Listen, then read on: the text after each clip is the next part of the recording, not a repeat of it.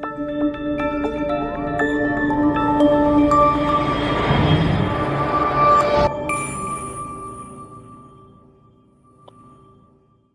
बार फिर से स्वागत है आप सभी का मेरे YouTube चैनल में। हम लोग पढ़ रहे थे प्रश्नावली 1.4 जिसके हम 2 प्रश्न हल कर चुके थे। अब हम करेंगे प्रश्न नंबर 3। प्रश्न नंबर 3 में दिया है कुछ वास्तविक संख्याओं के दशमलव प्रसार नीचे दर्शाए गए हैं। 3 प्रश्न दिए गए हैं।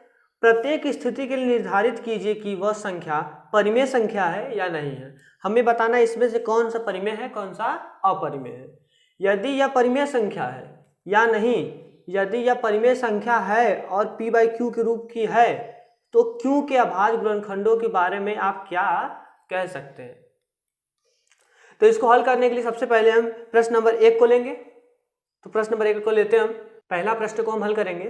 पहले प्रश्न में दिया है 43.1234 समथिंग कुछ ऐसा दिया है। हम इसे चेक करेंगे एक बार चेक करेंगे कि यह परिमेय संख्या है कि नहीं। तो जब यह दिया है तो परिमेय संख्या का रूल कहता है जब कोई संख्या p/q के रूप की हो कोई संख्या p/q के रूप की हो तो वह संख्या परिमेय संख्या कहलाती है। परिमेय संख्या कहलाती है। इस परिभाषा के अनुसार यह प्रश्न भी p/q के रूप में होना चाहिए, तो यह नहीं है। इसे हम सिद्ध करेंगे। अगर यह सिद्ध हो जाता है कि यह p/q के फॉर्म में है तब यह परिमेय संख्या होगा। तो इसे सिद्ध करते हैं हम लोग। 43.1234567 और 9। अब हर में हमें कोई संख्या लाना है। तो इसके लिए ऊपर जितने संख्या में बाद दशमलव लगा गिन लेते हैं। 1 2 3 4 5 6 7 8 9 9 संख्या बाद लगा है तो यहाँ हम 1 लिखेंगे और 9 जीरो लगा के यहाँ पे लिख लेंगे। तो इसको लिखने के बाद हम यह ध्यान देंगे यह दशमलव हटा दिया जाएगा। 43 1 2 3 4 5 6 7 8 और 9 और नीचे लिख देंगे 1 और 9 0। यह p/q के रूप का हो गया। इसके बाद हम हर को शॉर्ट फॉर्म में लिखेंगे। इसको लिखने के लिए 1 लिख लेंगे 10 लिख लेंगे। इसके बाद देखेंगे जीरो कितने बार है। 1 2 3 4 5 पूरा गिनेंगे तो 9 बार है, तो इसको 10 से घाते 9 लिख देंगे। नीचे वाले हर कोई हम इस तरह से 6 7 8 नीचे वाले हर को हम 2 गुणे 5 के रूप में लिख सकते हैं। उसके घाते 9 लिख दिए तो 2 गुणे 5 के घाते 9। रूल हमारा यह कहता है कि जब किसी संख्या के हर का अभाज्य गुणनखंड 2 के घाते m गुणते 5 के घाते n के रूप का होता है तब वह संख्या परिमेय संख्या होती है। परिमेय संख्या होती है। और जब यह परिमेय संख्या होती है साथ में यह इसका प्रसार जो होगा वह शांत आवर्ती होगा। तो यहाँ लिख देंगे तथा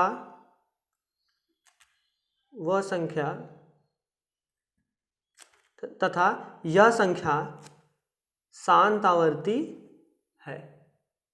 यह संख्या शांत आवर्ती है। आप प्रैक्टिस करते रहिए। प्रैक्टिस करने से ही आपका जो मैथ लगाने की स्पीड है वो तेज होती रहेगी। तो हम दूसरा प्रश्न करते हैं। नीचे वाले हर को हम 2 गुणे 5 के रूप में लिख सकते हैं। उसके घाते 9 लिख दिए तो 2 गुणे 5 के घाते 9। इसके बाद हमारा रूल यह कहता है कि जब किसी संख्या का हर रूल हमारा यह कहता है कि जब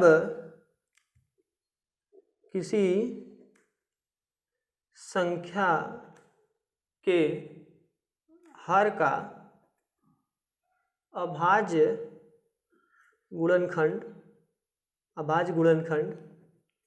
2 के घाते m गुणते 5 के घाते n के रूप का होता है तो वह संख्या परिमेय संख्या होती है। और जब यह परिमेय संख्या होती है, साथ में यह इसका प्रसार जो होगा वह शांत आवर्ती होगा। तो यहाँ लिख देंगे तथा यह संख्या शांत आवर्ती है। हो जाएगा आपका आंसर। आप प्रैक्टिस करते रहिए, प्रैक्टिस करने से ही आपका जो मैथ लगाने की स्पीड है वो तेज होती रहेगी। तो हम दूसरा प्रश्न करते हैं। ये हमारा 0.12012 समथिंग देते गया है और यह पूछ रहा है इसमें कि यह एक परिमेय संख्या है या नहीं, यह शांत आवर्ती है या अशांत आवर्ती है। आप संख्या में देख सकते हैं कि जो ये संख्या बार बार दोहराई जा रही है, लेकिन इनका जो जीरो है बढ़ते जा रहा है। जीरो देखिए बढ़ते जा रहा है और ये जो दशमलव मतलब ये अनंत तक जाएगा। अनंत तक जाएगा तो ये शांत आवर्ती तो हो नहीं सकता, तो यह क्या हो जाएगा। तो यहाँ लिखेंगे दूसरा प्रश्न का हल। हम दूसरे प्रश्न का हल लिखेंगे। अशांत आवर्ती है, एक अशांत आवर्ती संख्या है। इसके बाद ये पूछेगा परिमेय संख्या है कि अपरिमेय संख्या है।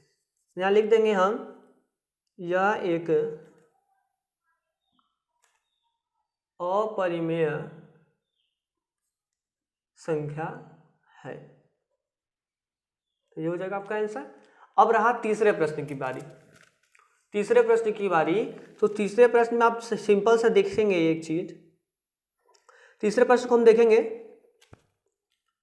यह जो है इसके ऊपर बार दिया हुआ है, 1 2 3 4 5 बार दिया है। तो बार का मतलब यह होता है कि जैसे कोई संख्या लिख दे 63.72 के पावर जो इसके ऊपर दे दे बार। तो बार का मतलब होता है कि इसको हम इस तरह से लिख सकते हैं 72 72 72। ये जो है चलता जाएगा, तो इसका जो दशमलव प्रसार है शांत होगा कि अशांत होगा। जाहिर सी बात है अशांत होगा।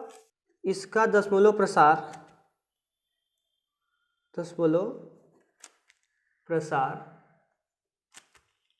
अशांत